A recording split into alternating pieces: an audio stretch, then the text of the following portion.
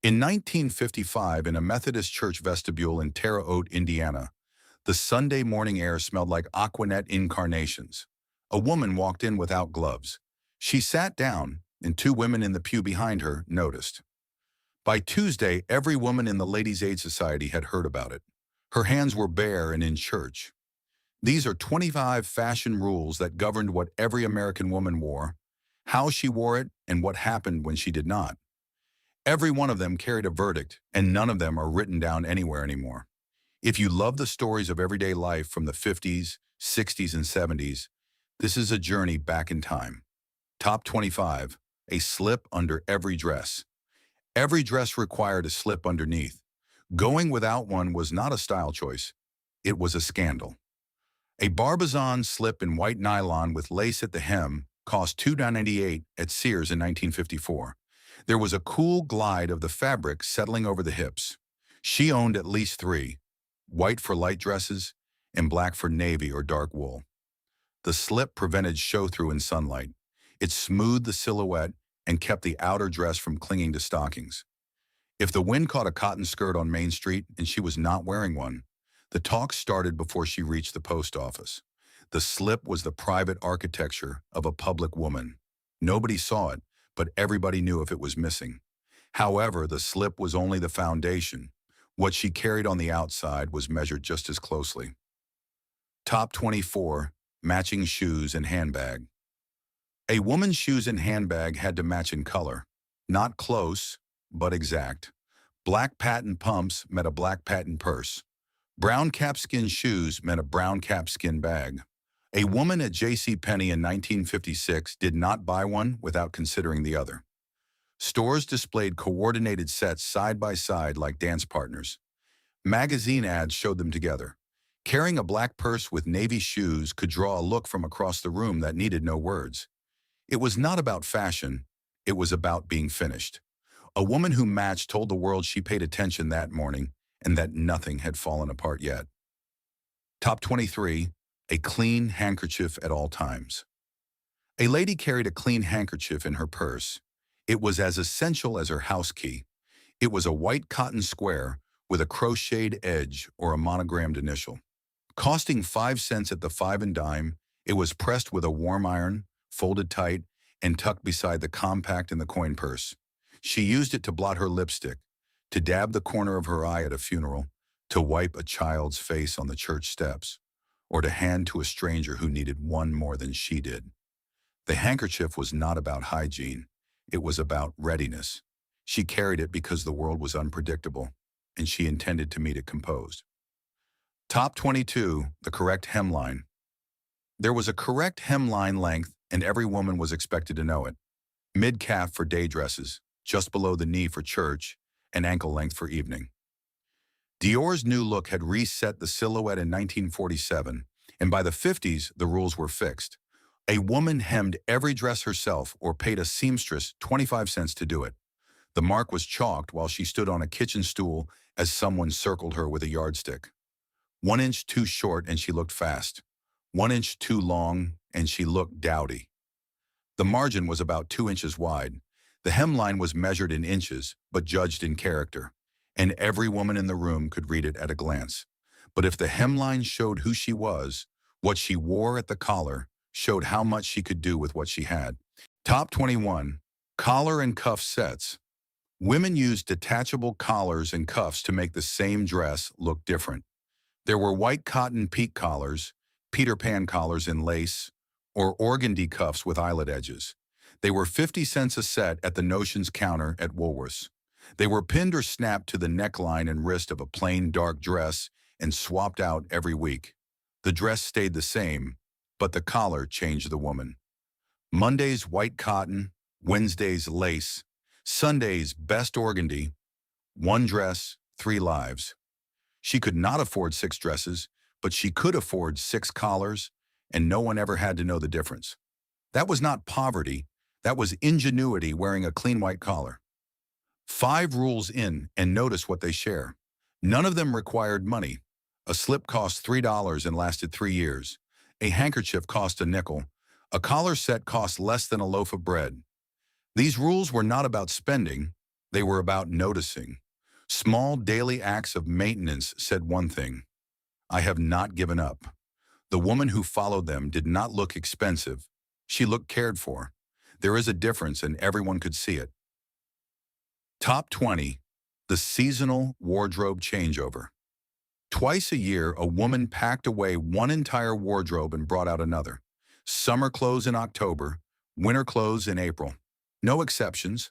Cedar sachets or mothball packets from Rexall for 10 cents a box were used. Tissue paper was placed between every fold.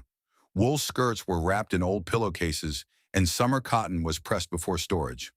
The whole operation took a Saturday afternoon. The smell of cedar and camphor filled a closed bedroom. Straw hats were stored in round hat boxes on the top shelf.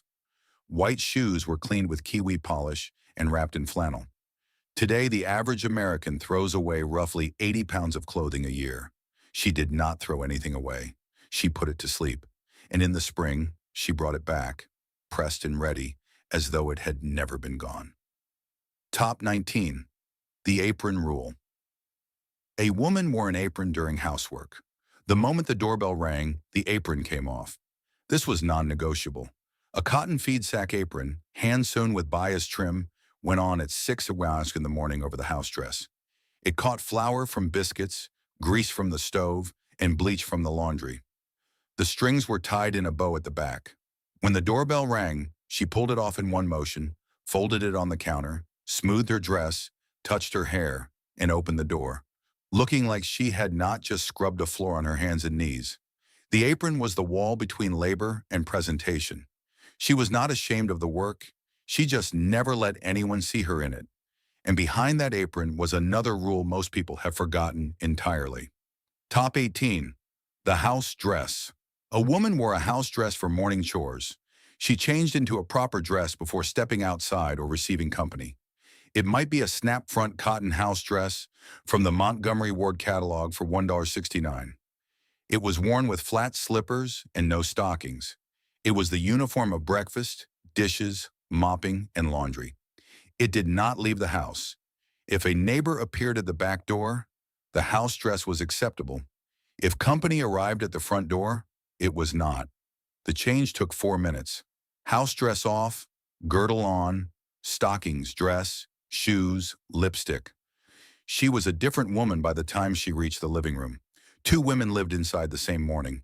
One scrubbed, the other answered the door. Top 17. No patent leather before Easter.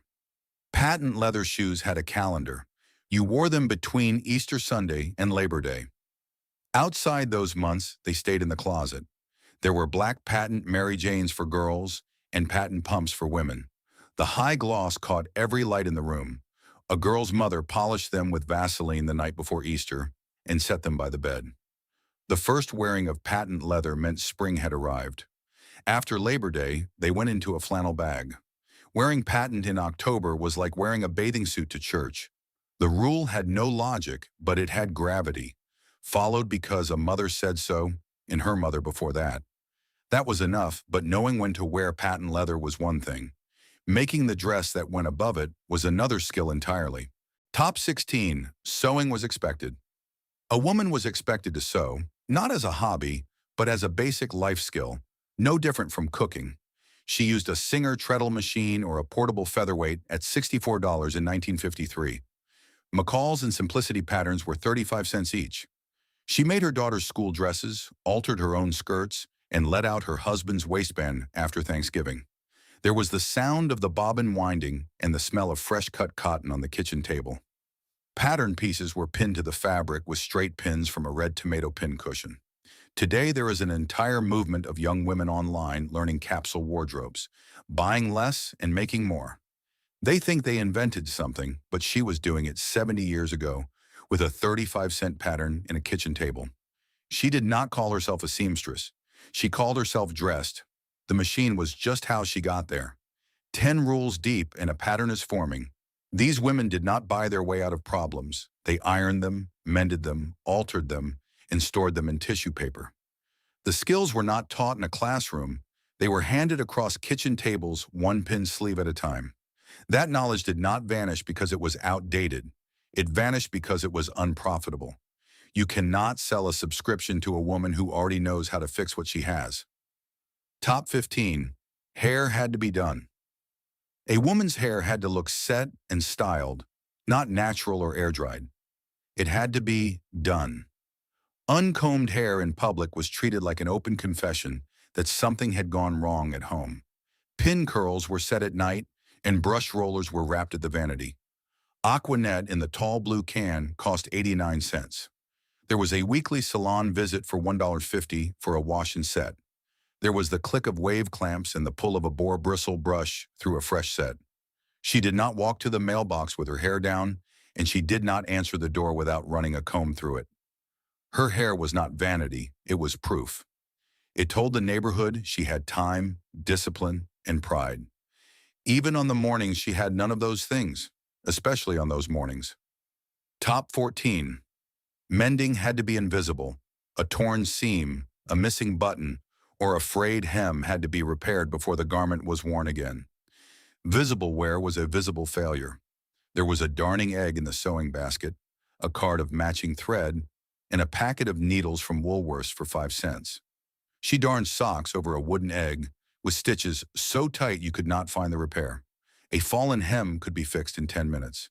A missing button was replaced from the button jar, a mason jar full of buttons cut from every garment that had ever worn out. There was the faint snap of a new button being tested. She did not show the stitches. That was the whole point. A woman who wore a mended dress without complaint was admired, but a woman who wore an unmended one was not. And if the mending had to be invisible, the pressing had to be perfect. Top 13. Iron everything. Cotton wrinkled and everything was cotton, so everything was ironed. Shirts, dresses, pillowcases, tablecloths, handkerchiefs, and even bed sheets. A General Electric steam iron cost $7.95 in 1955. A wooden ironing board folded flat behind the kitchen door. A sprinkle bottle was made from a green Coca-Cola bottle with a cork sprinkler top. The damp garments were rolled tight and stored in the icebox until she was ready. There was the smell of hot starch on cotton and the hiss of steam on a Tuesday morning. It took 3 hours for a family of 4. Every collar was pressed flat and every pleat was set crisp. A wrinkled shirt walking out the front door was not just a wrinkled shirt. It was a judgment on the woman who let him leave the house in it. Top 12. Sunday best. A woman kept her best dress for church. It was not worn on any other day. It had its own hanger, its own care, and its own purpose. It might be a navy rayon crepe with a lace collar, a fitted jacket with covered buttons, and a matching hat, gloves, and purse. The dress was kept at the front of the closet under a dry cleaner's bag. Shoes were polished Saturday night, and the dress was laid out on the bed before sleep. In the morning, the family dressed in silence. The car smelled of starch and shoe polish on the drive. The pew was where the dress lived, and the dress was where the woman was seen. Sunday best was not about God. It was about witness. Every woman in that sanctuary was both dressed and dressing for judgment. And it was not just Sunday. Every trip beyond the front door carried the same expectation. Top 11. Dressed for any errand. A woman did not leave the house in anything less than a proper dress, stockings, and shoes. Not for the grocery store, not for the post office, and not for the five and dime. She wore a shirtwaist dress and low heels to buy milk at the A&P. Lipstick was applied in the car before she opened the door. She wore a hat even in July to the Piggly Wiggly, the hardware store, or the bank.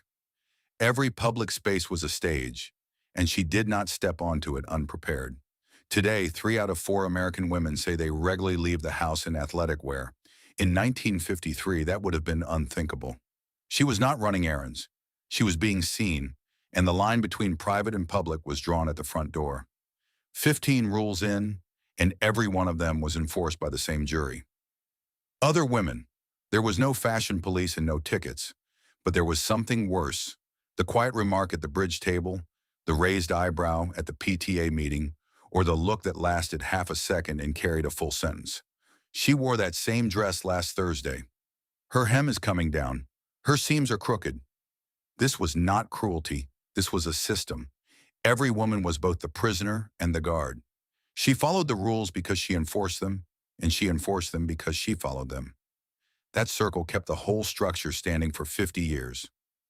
Top 10. Jewelry had hours. Certain pieces were for daytime, while others were for evening only. Mixing the two was a visible error. A single strand of Richelieu simulated pearls at $2.98 from the Sears catalog was worn with a cardigan and a day dress. Clip-on rhinestone earrings from the costume jewelry counter were saved for Saturday night. Gold was for the afternoon, silver for the evening, and brooches were for wool coats in church. A cocktail ring was never worn before 5 was. The rules were specific, universal, and entirely unwritten. Her jewelry did not say what she could afford. It said what time it was and whether she knew the difference. That knowledge was her inheritance, received from the same place she got the pearls. Her mother. Top 9. Powder and lipstick before leaving the house. A bare face was not a face.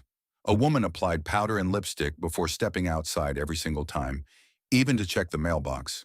She used Max Factor pancake makeup, Coty Airspun powder in the pink box for 65 cents, and Revlon lipstick like cherries in the snow for $1.10.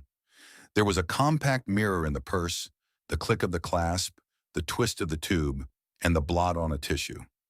Every department store counter had a saleswoman behind glass who could match her skin in 60 seconds. The average American woman today spends over $300 a year on face products alone. Her grandmother spent $4 a year and wore the same red every day of her life. The lipstick was not decoration, it was armor. She put it on to be ready. Top 8.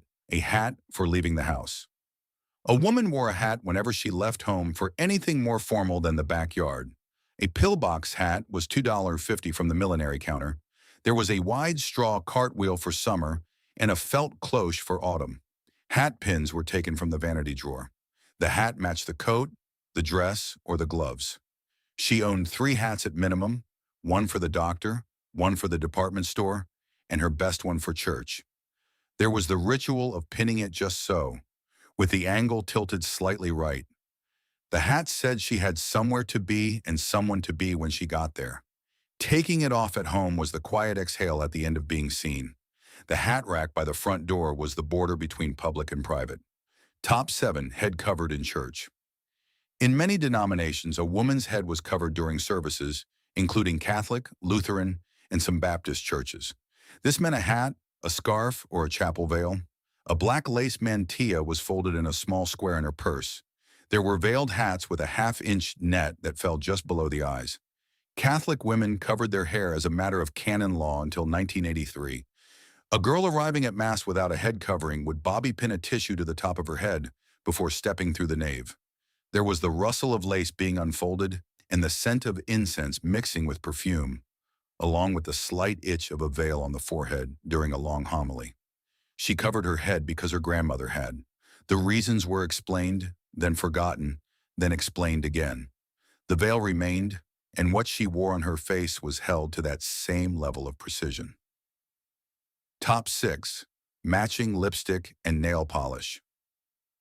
A woman's lipstick and nail polish had to be the same shade. Not similar, but the same. Revlon had built an empire on this idea since the late 1930s with shades like fire and ice, cherries in the snow, and pink lightning. Each came in a lipstick tube and a matching nail lacquer. She bought them together. She applied the nails on Saturday night and wore the lipstick every day. Mismatched reds on the lips and nails were a visible lapse. The lipstick tube was in her purse, and the polish bottle was on the vanity. Same shade, different rooms, same woman. Revlon did not invent vanity. They organized it. They gave it a shade number, and she memorized that number the way she memorized her husband's collar size, because both were her responsibility. 20 rules behind us, and a truth is plain. These women were not overdressed, they were armed. Every hat, every glove, every matched lip and fingertip was part of a system designed by women, enforced by women, and understood only by women. Men did not notice the collar sets or check the stocking seams. Women did. This was their language, fluent, precise, and never spoken out loud. When the rules fell apart in the 1960s, what was lost was not just the wardrobe, but the grammar, the whole structure that let a woman say, without ever opening her mouth, "I am here, and I am not to be underestimated." Top 5. Gloves in public. A woman wore gloves when she left the house. White cotton shorties for summer were 39 cents a pair, and kid leather for winter was $3 a pair. She wore them to church, to lunch, and to shop downtown. A lady never removed her gloves to shake hands. She took them off for eating, for drinking, and for putting on her makeup, but nothing else. The glove drawer in the front hall held 6 pairs at a minimum. There was the faint scent of leather and talcum powder when the drawer slid open. She put them on before stepping through the front door and did not take them off until she was seated at a table. There was the quiet stretch of cotton across the knuckles. The gloves did not keep her hands warm. They kept her dressed. Bare hands in town were unfinished hands. And an unfinished woman was a woman who had forgotten what was expected of her. Top 4, no white after Labor Day. White clothing, white shoes, and white handbags were all packed away after Labor Day and not seen again until Memorial Day. This was the most widely known fashion rule of the 20th century, and it had no practical reason behind it. White spectator pumps were wrapped in flannel the first week of September.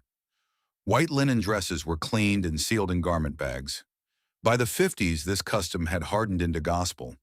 It gave old money away to spot the newcomers, and the newcomers learned fast because not knowing the rule was worse than breaking it. The rule made no sense, and that was the point. Rules that make no sense are the hardest to break because breaking them proves you never learned them in the first place, and not having learned them said everything. And if white had a season, bare skin had none at all. Top 3, no bare legs. A woman wore stockings every time she left the house. Bare legs were considered undignified, common, and in many circles, scandalous. Nylon stockings cost $1.29 a pair and were attached to the girdle with 4 metal garter clips. Their fragility was legendary. Women wore cotton gloves while pulling on sheer nylons to keep a fingernail from catching the fabric. One snag and the whole stocking was ruined. A single run meant she carried a spare pair in her purse. Clear nail polish was dabbed at the top of a ladder to stop it from spreading. There was the quiet humiliation of a run appearing during a church social. She wore stockings in July to the grocery store and knowing they would not last the week. Most women bought about 12 pairs a year. That is what the rules cost. Not just money, but time, patience, and stillness in the morning while she rolled them on one leg at a time. Top 2. The seam had to be straight. Seamed stockings had a dark line running up the back of each leg. That seam had to be perfectly straight. A crooked seam was the most visible evidence that a woman had dressed in a hurry, or worse, that she did not care. She checked them in a hand mirror before leaving the bedroom or asked her daughter to look. The seam had to run like a plumb line from the heel to the back of the knee. If it was a quarter-inch off-center, another woman would spot it from across the room. It could not be bought straight or wished straight. It had to be checked, adjusted, and maintained all day long. That line was the difference between dressed and almost almost was never good enough. And beneath every stocking, every seam, and every dress that hung just right, there was one rule that held everything together. The first thing she put on each morning, and the last thing anyone would ever mention out loud. Top 1. The girdle. Every woman wore a girdle. Not just heavy women, but every woman, thin women and young women alike. A girl of 16 was fitted for one. A Playtex living girdle came rolled in a tall metal tube like a can of tennis balls for $3.95 at the department store counter. There was a rubber smell when the tube was opened and the pull of latex against skin. 4 metal garter clips hung from the bottom hem to hold the stockings in place. There was the particular sound of those clips snapping shut. She wore it from breakfast to bedtime. In summer, the latex trapped heat against the body like a second layer of weather. Today, the shapewear industry is worth over $5 billion a year. Spanx and its imitators have reinvented the girdle under a modern name and a marketing campaign about empowerment. The women of 1953 did not need a campaign. They called it getting dressed. Nobody saw the girdle, but she felt it all day long. And when she unhooked it at night and hung it over the bathroom door, that was the sound of a woman finally being allowed to breathe. 40 million women did this every morning for a decade. Not one of them ever called it comfortable. They called it necessary. And that was the last word on the matter. 25 rules, and not one of them was in any textbook. Not one survived the century that made them. They were carried in muscle memory, mirror checks, and the quiet corrections of mothers who knew what the world expected. And somewhere tonight, a woman in her 80s is folding a white handkerchief into a square and putting it in her purse before she goes to bed. Nobody asks her to, and nobody will check. She does it because she always has, and she is not going to stop now. If this journey through the forgotten standards of the past changed the way you look at the elegance of a bygone era, please subscribe and like this channel. We are dedicated to uncovering the history that time has tried to tuck away. Let's preserve the legacy of those who came before us. The next treasure of history will be revealed soon.